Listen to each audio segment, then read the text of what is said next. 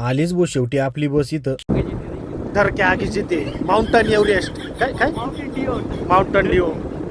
मित्रांनो तुम्ही म्हणशान एवढं रात्रीची उंदरत कुठे हिंडू राहिले बनी भयानक सन्नाटा या रोडला कुत्रने रोडनी. आज ना आम्ही शिर्डीला गेलो होतो. आमचे लहान चुलते आणि सासरे म्हणजे मामा या दोघांना ना कामानिमित्त बाहेर जायचं होतं. आम्हाला पोरगी द्यावा म्हणून त्यांना पहिला मान दिला. तुम्ही बसा राव म्हणलं खाली. चुलत्यांना म्हणलं तुम्ही पण त्यांच्या शेजारी बसा. यांची बस यायची होती 11 वाजता. हे दोघं एवढे बोर झाले. पहिल्यांदा कुठं लांब जायचं होतं ना. विनू शूट नाही बोर होणार ते आपल्या संग राहत्या ना. मामाला आला होता मामीचा फोन. अहो पोचले का नाही म्हणे तुम्ही. मामाने माझ्याकडे इंस्टाग्राम ने पण युट्यूब पण चरतोय लय भारी भारी व्हिडिओ राहते. मामानी पण आपले व्हिडिओ पाहिले. तुम्ही पण पहा ना युट्यूब वरती हर्षल लारे नावानी. मामणार तो व्हिडिओ लय भारी राहतो एक नंबर. नंतर विनू भाऊला पण नाही ना थोडं बोर व्हायला लागलं होतं. त्याला म्हणलं नको टेन्शन घेऊ. मला ना बसचं नाव माहिती आपण बस पाहू. ही एक आली अरे ही पण नाही रे भाऊ. ही अरे ही पण नाही. अरे आपली बस कुठे ही आली अरे ही पण नाही भाऊ. अरे बाबो मग सांगतो शिर्डीमध्ये ना सेकंदाला बस आहे बरं. शेवटी आली भाऊ आपली बस स्लीपर कोच एकदम खतरनाक. मामा त्यांना म्हणलं तुम्ही बस मध्ये बसा मी बॅग आहे ना मागून डिक्कीत ठेवून होतो. अरे माग बी जागा नाही. त्याला म्हणलं भाऊ जागा ठेव कुठं. त्याला पुढे डिक्की उघडली. मी लगेच टपक्यान बॅग ठेवून दिली. म्हणलं ते काका बॅग ठेवती. बॅगा बिगा ठेवल्या. मामा म्हणे हे भाऊ तू व्हिडिओ काढू राहिला का. व्हिडिओ काढ म्हणे माही पण बरं का युट्यूबला टाक. शेवटी आपण त्यांना वाटी लावलं आणि निघलो घराकडे परत. तुम्ही काही म्हणा आम्ही दोघं रात्री ना आतंकवादी वाटत होतो. मी नाही बरं का पण विनू आतंकवादी वाटत होता. मित्र बिबट्यामुळे आम्ही रात्रीच हिंडत नाही पण आज ना हिंडावं लागलं. तुम्ही पण हिंडत नका जो बरं का.